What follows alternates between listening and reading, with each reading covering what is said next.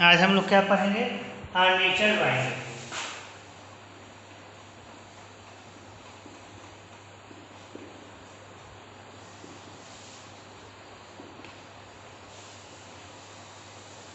Armature winding, इसी के बारे में हम लोग ब्रीफ विस्तार पूर्वक जानकारी लेंगे। किस तरह से आर्मेचर वाइंडिंग होता है, उसका डायग्राम कैसा होता है, दिखता कैसा है आर्मेचर, उसका वाइंडिंग अंदर का, इसके बारे में पढ़ेंगे।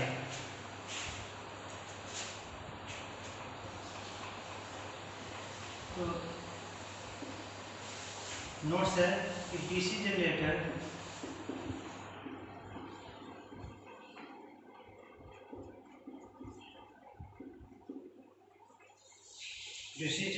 के आर्मेचर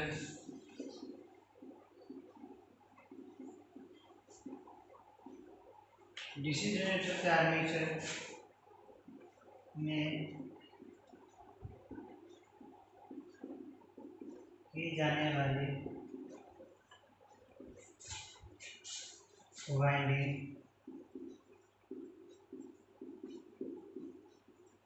वाइंडिंग मुख्य रूप से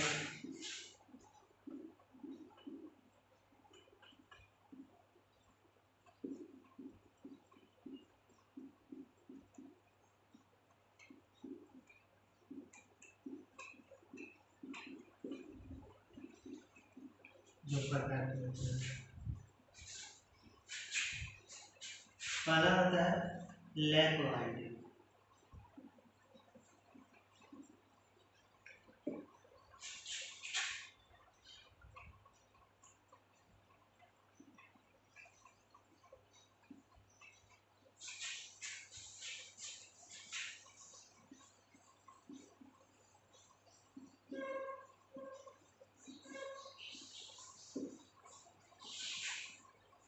क्या होता है कि डीसी जनरेटर में जो वाइंडिंग जो की जाती है वो दो तरह के वाइंडिंग होते हैं।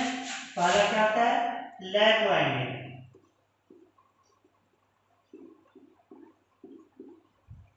दूसरा होता है वेव वाइंडिंग।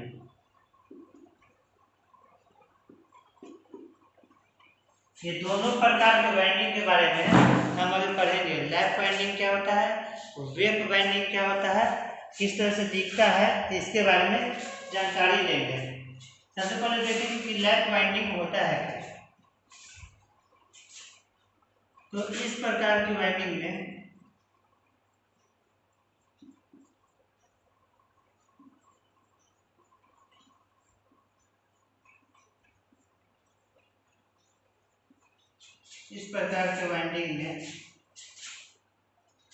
ध्रुव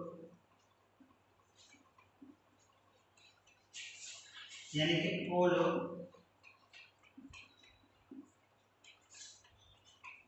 की संख्या के अनुसार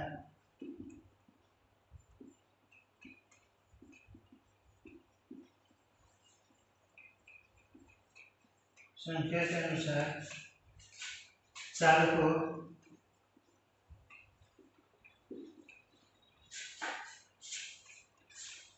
के समानांतर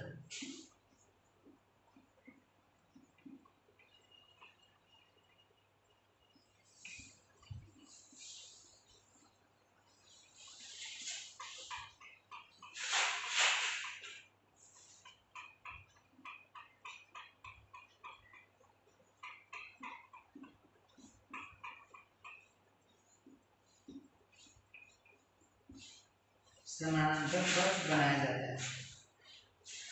इन्हें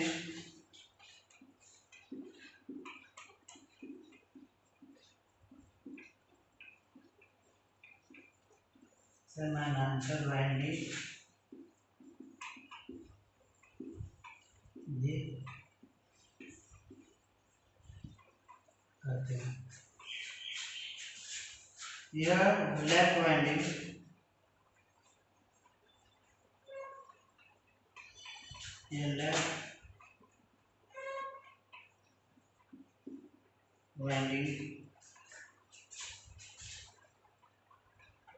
अधिक धारा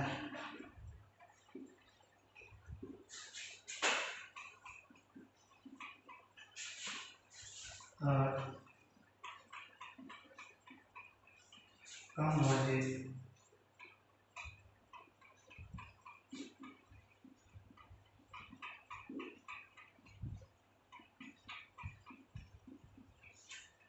चीजें रहती है।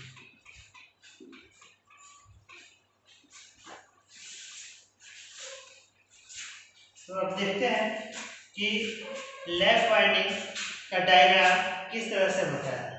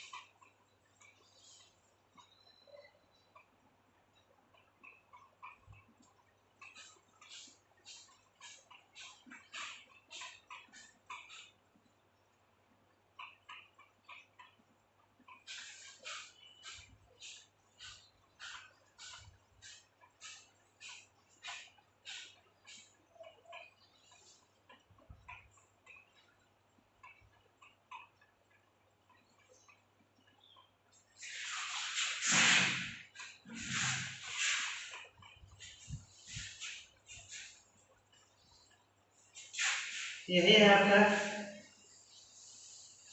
फर्स्ट स्टेज लैप वाइंडिंग का अंदर का आर्मेचर वाइंडिंग।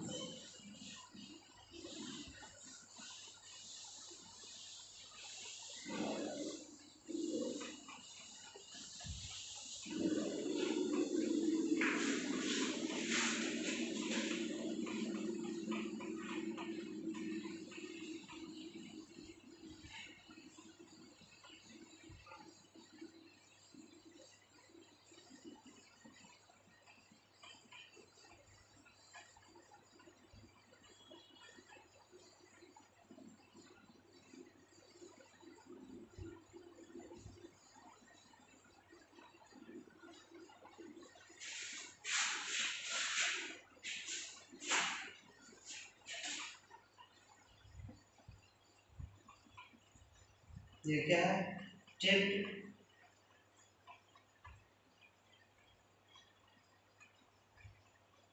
वायर्स।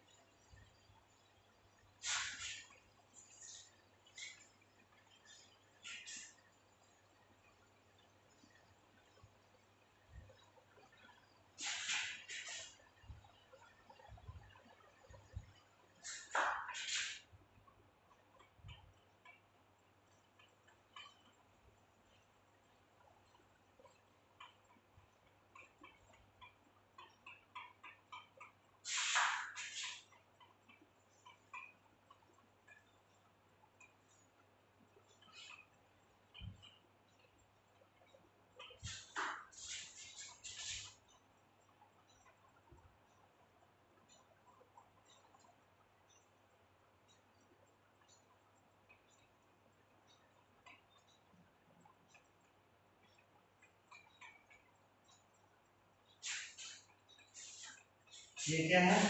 ब्रश।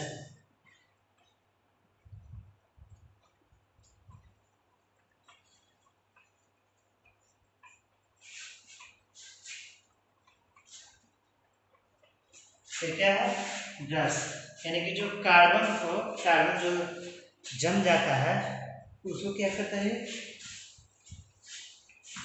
साफ करने का काम करता है ये ऊपर से क्या है? टेपिंग किया हुआ वाइंडिंग है जिसपे क्या होता है? मेही टर्न से कॉपर कॉइल को लपेटा जाता है किस तरह से? कुंडली नुमा बनाकर।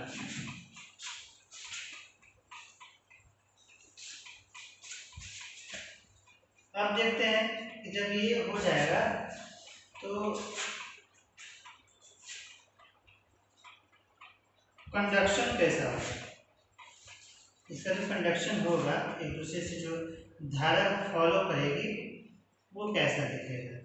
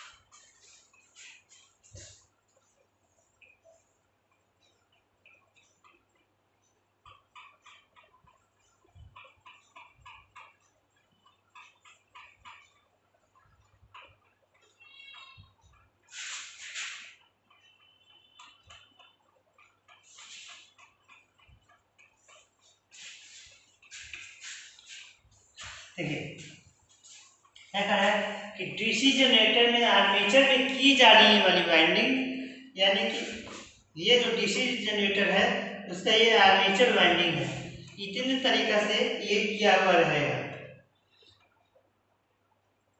जो कितने तरह के होते हैं? 2 तरह के होते हैं। एक होता है लैप वाइंडिंग, दूसरा होता है वेव वाइंडिंग। तो हम पहला प्रकार का देखेंगे कि लैप वाइंडिंग होता है क्या। तो कह रहा है कि इस प्रकार की वाइंडिंग में ध्रुव यानी कि जो पोल्स की संख्या होगी, पोल की इस प्रकार के वाइंडिंग में ध्रुवों यानी कि पोलों की संख्या के अनुसार चालकों के समानांतर पथ बनाए जाते हैं। यानी कि किसके संख्या के अनुसार? पोल्स की संख्या के अनुसार इसका समानांतर पथ बनाया जाएगा। इन्हें समानांतर वाइंडिंग भी किया कहा जाता है, यानी कि इक्वल बराबर बराबर जो समानांतर पथ बनाया जाता है, इसलिए इसे क्या कहा जाता है? समानांतर वाइंडिंग भी कहा जाता है। यह लैप वाइंडिंग अधिक धारा क्या होता है? ये जो वाइंडिंग है अधिक धारा और कम वोल्टेज के लिए प्रयुक्त की जाती है। यानी कि जहाँ पर हमको कम वोल्टेज की आवश्यकता हो वहाँ पर लैप वाइंडिंग का उपयोग करेंगे।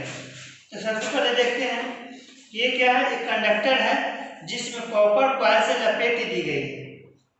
क्या कॉपर कॉइल के जरिए इसको कुंडली नुमा बनाकर चारों तरफ लपेट दी जाती है, लेकिन क्या कर दिया जाता है? उसको टेपिंग करके लपेटी जाती है, इंसुलेटेड करके। सबसे पहले क्या किया जाता है? उस पर वार्निश चढ़ा दी जाती है। काफ़ी गाढ़ा वायली टाइप का वार्निश होता है जो क्या करता है? इसको इंसुलेशन का काम करता है और ईडी धारा को इसको बढ़ाना है, ईडी धारा को बढ़ाता है और इसका क्या काम है? वोल्टेज ड्रॉप को कम करना, यानी कि जो वोल्टेज की हानि हो रही है उसको कम करके अधिक से अधिक क्षमता प्रदान करना। क्योंकि क्या कर रही है? हाई वोल्टेज ले रहा है, अधिक धारा अधिक करंट ले रहा है, लेकिन कम वोल्टेज देगा। ये क्या है? नीचे ब्रश लगा हुआ है जो कि साफ करने का काम करता है, एयर को फिल्टर करने का काम करता है। जितना भी ये धूल कण रहेंगे या इसमें ज़्यादा कभी क्या होता है कि बहुत दिन तक साफ नहीं होने से इस ब्रश में, कार्बन ब्रश में क्या होता है? कार्बन और बहुत सारे धूल कण जम जाते हैं, जिससे क्या होता है? एयर बाईपास नहीं हो पाता है, अंदर नहीं आ पाता है और अंदर से बाहर नहीं जा पाता है। इसलिए इस ब्रश को क्या किया जाता है? हर एक 15 दिन पर या 8 दिन पर इसको साफ करते रहना चाहिए, नहीं तो कभी कभी क्या होता है? यही एयर ले लेता है, तब हम लोग बोलते हैं क्या कि जनरेटर एयर ले लिया है, अब इसे छुड़ाना पड़ेगा। और कभी कभी एयर को छुड़ाना काफ़ी मुश्किल हो जाती है, क्योंकि सबसे पहले हमको ये ब्रश को निकालना पड़ेगा। कार्बन ब्रश को निकालते हैं, उसके बाद उसको अच्छी तरह से साफ करते हैं, फिर केरोसिन तेल में डुबाते हैं ताकि उसमें जो कार्बन लगा हुआ रहेगा वो किससे बना हुआ रहता है? हाई कार्बन स्टील का बना होता है कार्बन ब्रश, और उसमें मिनी मिनी बारीक छिद्र रहेंगे और अंदर से क्या होता है? थोड़ा सा गद्देदार मुलायम होता है, तभी तो वो एयर को साफ करेगा। बाहर से मोटा छिद्र रहेगा लेकिन अंदर से जालीदार गद्देदार दिया हुआ रहता है ताकि वो एयर को ब्लास्ट कर सके, छान सके, फिल्टरिंग कर सके। फिर ये क्या है ना? टेप्ड कॉइल्स, यानी कि इसमें जो कॉइल्स लगा हुआ है उसको टेप कर दी जाती है। अब ये जो हो गया, इसके ऊपर से फिर कवरिंग कर दी जाती है इससे। ये क्या है? कंडक्टर से, यानी कि जोड़ने का काम करता है। ये अंदर से क्या है? कंडक्टर दिया हुआ रहता है, ये यहाँ से एयर आएगी, इसमें घुसेगी स्लॉट में और इसमें आकर वो पैकेज हो जाएगी।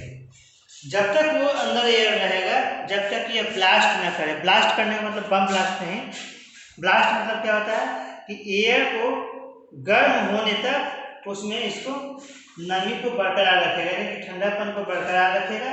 तो उसके बाद इस एयर ब्लास्ट को इसमें भेजेगा।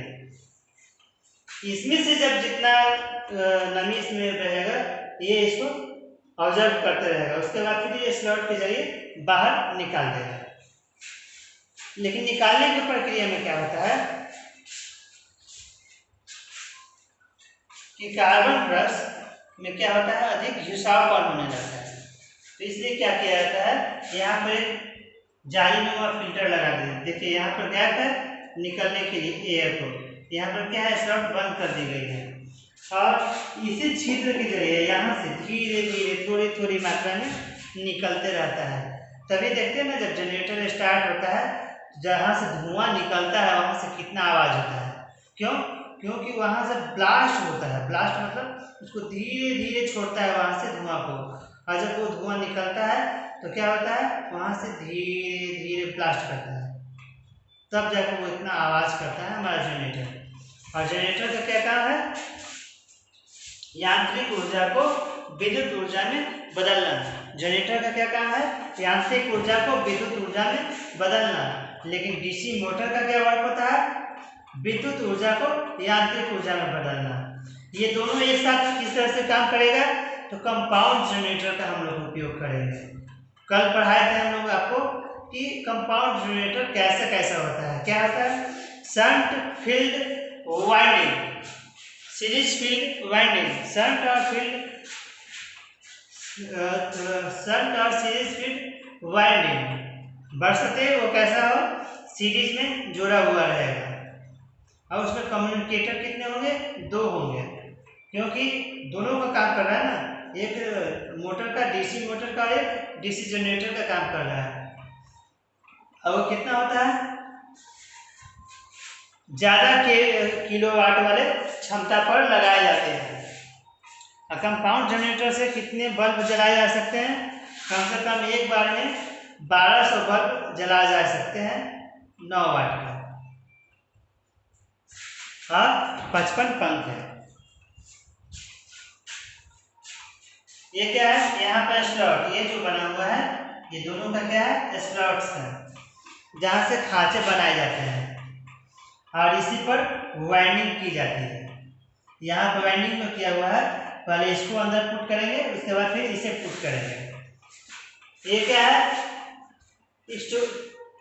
स्लॉट्स वेज यानी कि वुड और फाइबर का बना होता है। इस तरह का स्लॉट रहेगा। इस तरह का भी इस साइज में भी आ सकता है, आपको इस साइज में भी आ सकता है। ये जो स्लॉट बने हुए हैं इस तरह के भी हो सकते हैं, और इस तरह का भी, और ऐसा भी हो सकता है। ये क्या है, जो स्लॉट्स बने हुए हैं, तो लेदर्स वायर इंसुलेशन, क्या क्या है, लेदर का, और लेदर में क्या क्या आता है, उसमें तेल में डुबोकर इंसुलेटेड की हुई रहती है। ये यहाँ तक तो समझ में आ गया होगा आप लोगों को। अब आगे पढ़ेंगे हम इसी में वेव बाइंडिंग। कितने तरह के बाइंडिंग थे, 2 तरह के। पहला लेग बाइंडिंग पढ़ लिए, अब क्या पढ़ेंगे, वेव बाइंडिंग।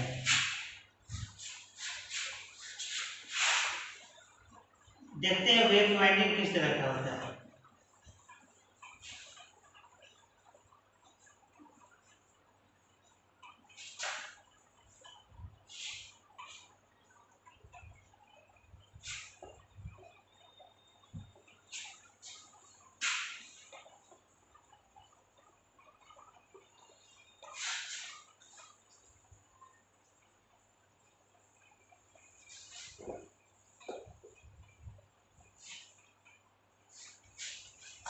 क्या पढ़ेंगे, पहला पढ़ लिए लेफ्ट वाइंडिंग, अब दूसरा पढ़ेंगे वेव वाइंडिंग।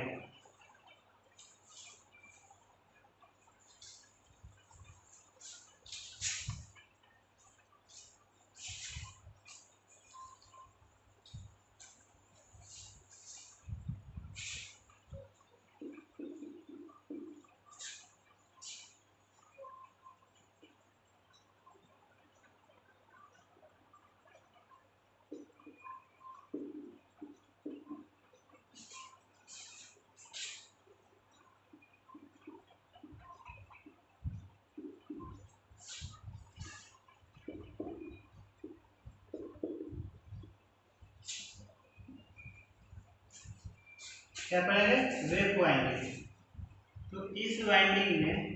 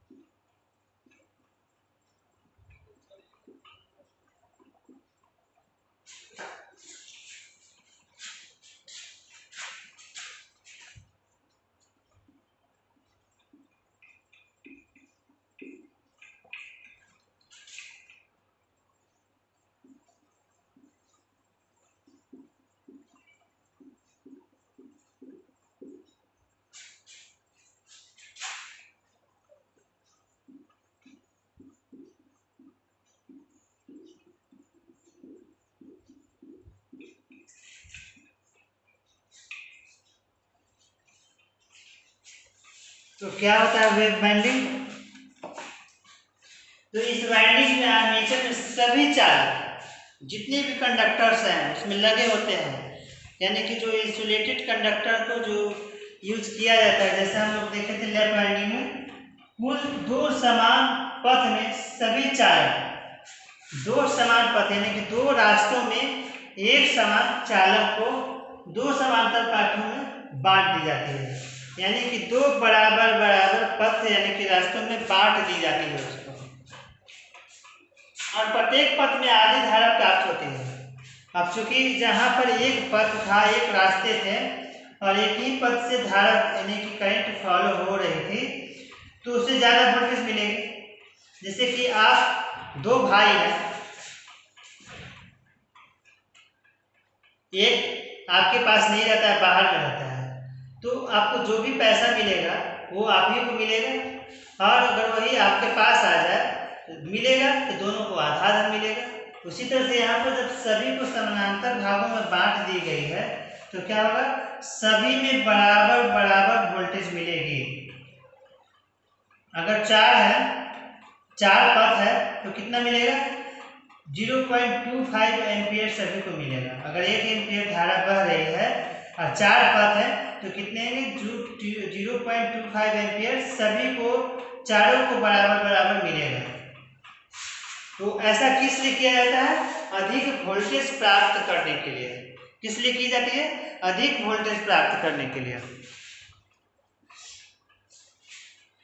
धारा को एकत्रित करने के लिए कार्बन पुरुषों के केवल 2 सेट ही लगाए जाते हैं। धारा को एकत्रित करने के लिए यानी कि ऑब्जर्व करने के लिए क्या किया जाता है, कार्बन ब्रूस के मात्र 2 सेट ही लगाए जाते हैं।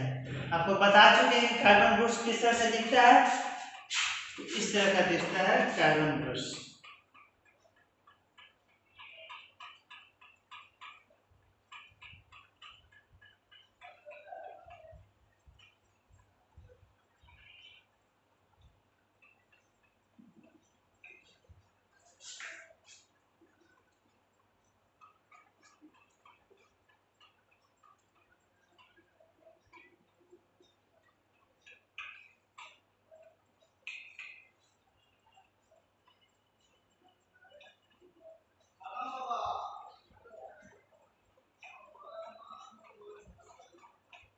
ये क्या है, कार्बन ब्रूस, जिसमें छिद्र होते हैं आर पार, किस लिए, एयर को प्राप्त करने के लिए, पकड़ने के लिए, अपने में संजोग के रखता है, वो इकट्ठा करके रखता है, जिस तरह से वोल्टेज को इकट्ठा करके रखता है।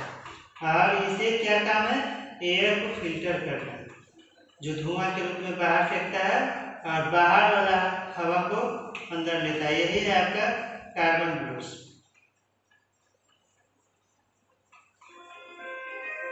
ये क्या है, कार्बन ब्रूस।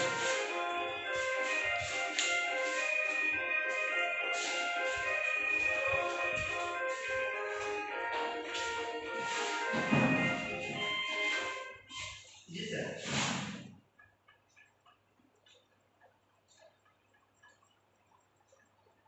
एडमिशन कैंडिडेट,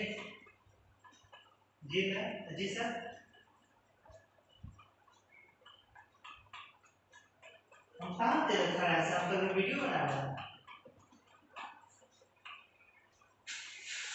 ओ मेन गेट पर देख, ठीक है सर, देख,